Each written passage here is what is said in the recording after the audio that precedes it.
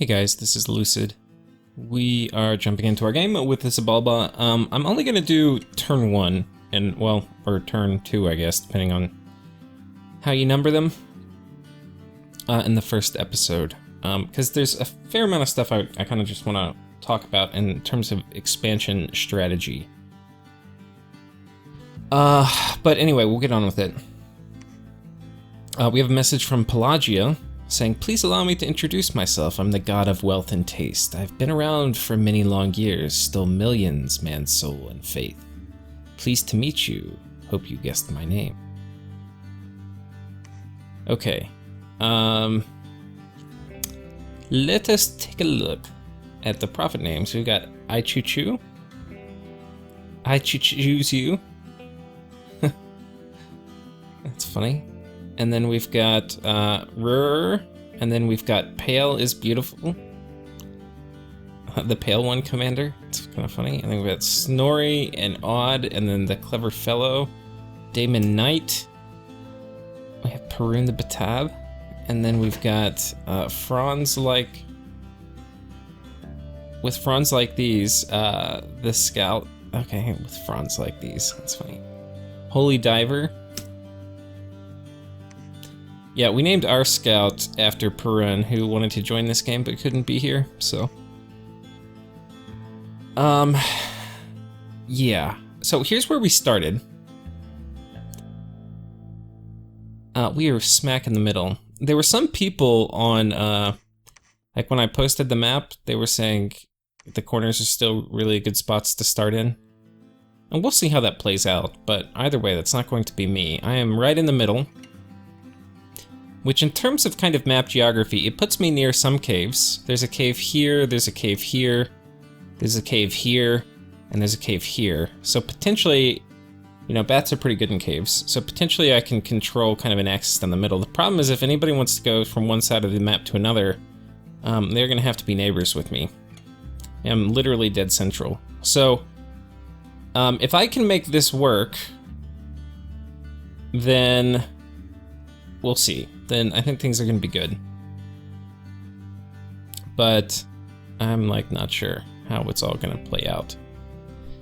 The nice thing about being in the middle is we have decent expansion options. We've got this one where we get a whopping 5 income. We've got 2 wastelands which basically have nobody in them. And so one option is we take them, but we're not gonna get income from them, but we'll knock them off pretty quickly.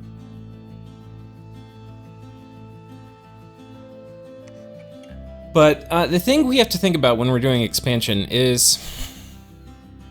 So let me talk about what I got for my starting army. Everybody in here... This is my starting army that you come to the game with. We made this guy a prophet. I'm not going to show you the first turn because there's nothing really you can't see in the second turn. And then this is who we recruited. We got a bunch of Batab guards, and then we got about at a 2-to-1 ratio... medium skeletons, medium scorpions and small scorpions. Those are this variety, which can only do 1 damage. These are basically meat shields, and this variety. Now, yeah, so we've got to figure out where we're gonna go. And we also need to figure out like what our important cutoff points are, and we also need to talk about where my allies are. Not allies, my neighbors. So one of the people starts, I think, like right here. I can't remember where the starting spot is. I think it's this one. Another guy starts here. So we need to figure out maybe if there's something. Let's go ahead and we'll do it as we go, because so like this is going to be there. So who controls this swamp will be pretty important. So I think this is kind of like one province that's going to be kind of contentious that I want to get to. It's not going to be super high income, but it will just kind of set up other parts of my empire for me to control. This one actually is a very weird province because it's kind of a little island. You know, actually probably this should be I don't think I adjusted the connections. At one point I made this province bigger, and then before you would have only been able to get this one to this one through the river, but anyway, now that it's bigger, you now actually get to it through land, which I think is kind of appropriate. Having an island like this is kind of weird. It's not really an island. This one he's probably gonna get. So what that's really gonna mean is that in our position on the map, we're not gonna be able to get very far in this direction towards this guy. He's probably gonna get a fair amount of this, which I think is fair, because he's pressed up against the ocean, so he's really gonna want a fair amount of that. So this might not be like an expansion priority for us. I think the player starts here. In this direction, let's see, 1, 2. Like, we would love to have this one since it's technically 2 from our cap, but in a lot of ways it's kind of 3 from our cap. I feel like he's probably gonna get that, but he has this is one of the, I think, a pretty good starting spot. He'll be like right over here.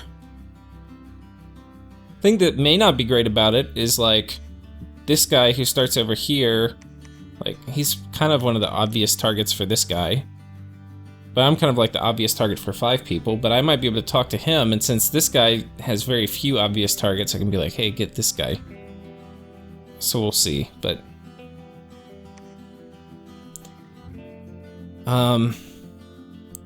So I think, okay, anyway, so what I would love to have this, but I think it's unlikely.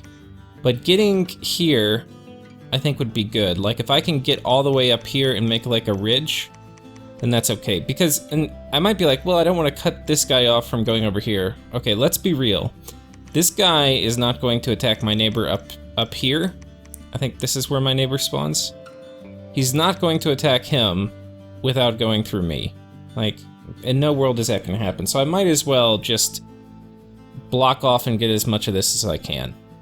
So one important expansion path is, I think, going and getting these provinces. And would I get this one? Well, maybe, but probably not. So anyway, this is an important line of expansion. My next neighbor we'll talk about is, I think, in this province. You know, obviously I don't know who it is. But...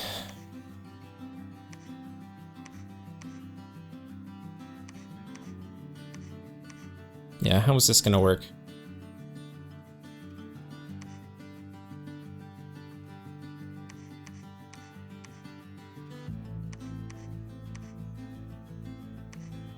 Well, he's gonna want this one. I think the best I can hope for is to, like, get an isthmus here. And it's gonna be kind of awkward looking. But if I can get, like, some of this, and then maybe he gets that. Because he's actually gonna have to struggle to get here. He's gotta go boom, boom, boom. So it's 3 away from him, really. Okay,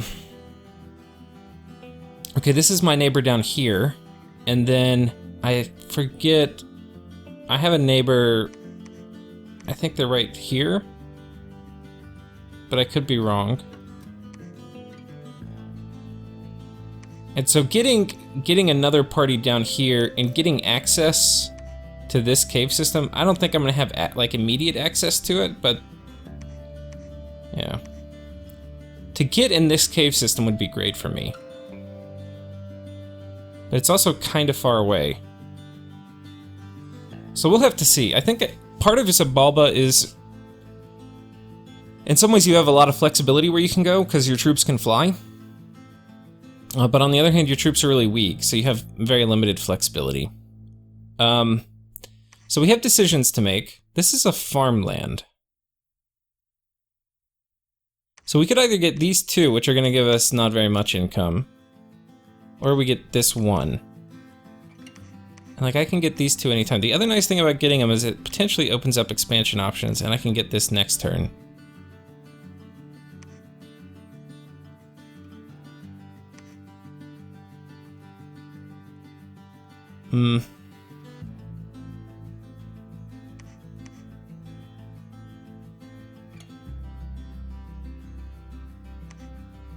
But like, if I go here, this potentially could have only hard options for me to get out of. No, I can come here at least. I think we go for the farmland. I don't know how much income this is going to be, but I think it's going to be at least 100, and I think that's going to be better than going for these other ones. So the script we're going to do...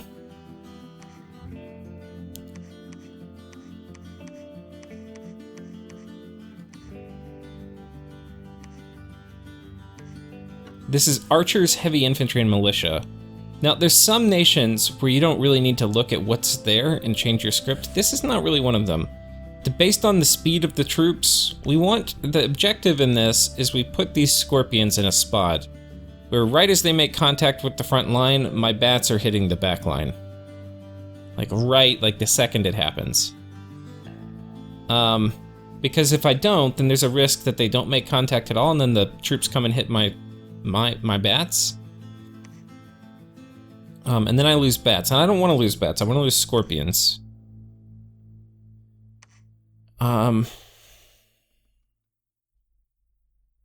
It also makes it when they rout, like ideally when they rout, most of their infantry are here, we kill their commander, and then they start running, and then my bats pin them in, and the scorpions actually are pretty good at killing them once they're routed. So it's nice if they're there, and if they never make contact and the guys turn around and start chasing my bats, the scorpions might never catch up, and so I just miss on all that killing them during the rout potential, which is one of the problems playing bats, is, you know, your guys will die during that process, but other nations, they rout and you don't lose any more troops. Bats, you can still lose a lot of troops after that. So I think we're gonna come here. This province has heavy infantry and slingers, which means it also potentially could have an elephant. Doesn't mean it will, it means it could. Slingers and hoplites, these Ekdromos end up kind of fucking me up. Let's just call that one what it is. Yeah, so we're gonna come up here. Now, what I have found in my expansion tests is if I really want to, well, you know what? We can just take these, and that will, I think, will be worth it. So, what I have found is that you generally are going to want at least 2 turns worth of bat production in an army. And I think I can mix these guys with these guys. And a mix actually is going to do better than just one. Because the thing is, and you want them in the same party, which actually I probably should we actually should probably hot swap some of these around here. Problem is the ratio's kind of off, so I think what we're going to do is we're going to make this guy half and half.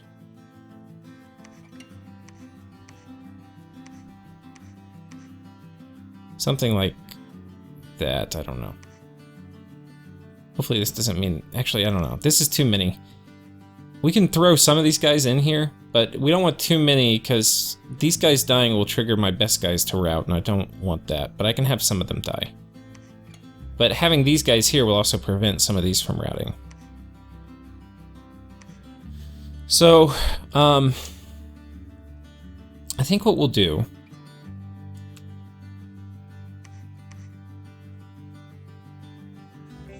I think we're gonna get 2 of you. We're gonna get a scorpion screen. And I would get, oh, I think we're just gonna get these guys. We're just gonna get good guys, because that's gonna tap us out of gold. If we had more, we would probably do something else. And this should be enough that I can send this guy to just go take these little shit provinces, and then I'll know it's there. And I'll probably go boom, and then next turn he can potentially come here and support this. And then I'll have somebody else come clear this out. The other important consideration is at some point I have to say, and you can see I'm making some scorpions here, but I'm not making a lot like I made this turn. If I had really hard provinces, I'd probably make more scorpions. But the other kind of consideration, the calculus in all this, is when do I never make scorpions again and only make bats? Towards the end of expansion, once I'm going to have to move 2 provinces away, scorpions are really going to slow my starting army down. So at that point, I definitely don't want to do it. But it may be that, like here, if I take this one, well, I can't go here and I can't go here. And I can't cross a river unless, you know, crossing rivers is tricky with scorpions.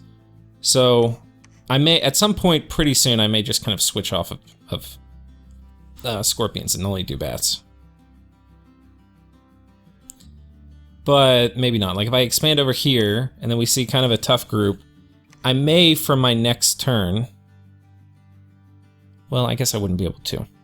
We'll do a lot of scorpions for taking this province.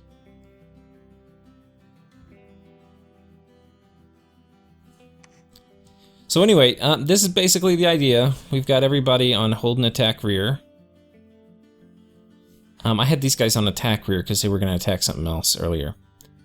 This guy's going to Sermon of Courage and then Divine Bless. Oh, since they're hold and attack. Wait, do we really want hold and attack rear versus a lot of archers? If this is mostly archers, I don't think we want them to pepper us. I think we're actually just going to run in.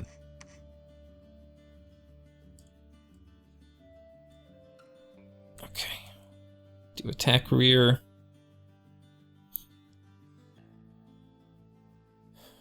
So we'll see. That we'll probably not really use the scorpions to their fullest, but probably better than taking all the archer shots.